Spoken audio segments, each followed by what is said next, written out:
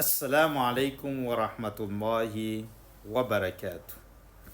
Ao anatin'ny ray minitra fotsiny no akantsika lesona amin'ity tenyny manam-pahaizana anankiray ity.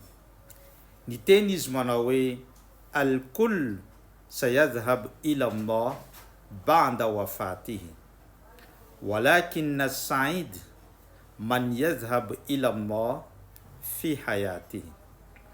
Ny olombelona rehetra ozy izy dia samy handeha hiverina any amin'ny Allah aorian'ny fahafatesany. Fa ny olona sambatra indrindra dia izay nahatsapa sy nahatsiaro ny Allah ka nandeha nakany amin'ny Allah amin'ny fahavelomany mialohan'ny hiverenana amin'ny Allah aorian'ny fahafatesany.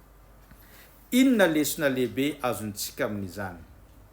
Ny zava-mananaina rehetra dia tsy maintsy miverina amin'ny Allah aorian'ny fahafatesana, tsy misy ady hevitra izany. Fa maro amin'ireo zava-mananaina indrindra ny olombelona no tsy mahatsapa makany amin'ny Allah amin'ny fahavelomany, hankatratra ny fitsapana maro samihafa amin'ity fiainana eto ambony tany ity. Fa ny olona manan-tsaina, ny olona mpino islam, ny olona sambatra araka ny tenyity manam-pahaizana ity dia manantona ny Allah mialohan'ny hiverenany any amin'ny Allah aorian'ny fahafatesany. Manantona ny Allah amin'ny alalan'ny famakiana Qur'an, amin'ny alalan'ny fanaovana soala, amin'ny alalan'ny fifehezana, fanaovana sadaka sy ireo fanompona maro tsy tambo isaina izay manakaiky anao amin'ny Allah amin'ny fahavelomanao ka hahatonga anao akaiky ny Allah ihany koa aorian'izany fahafatesana izany.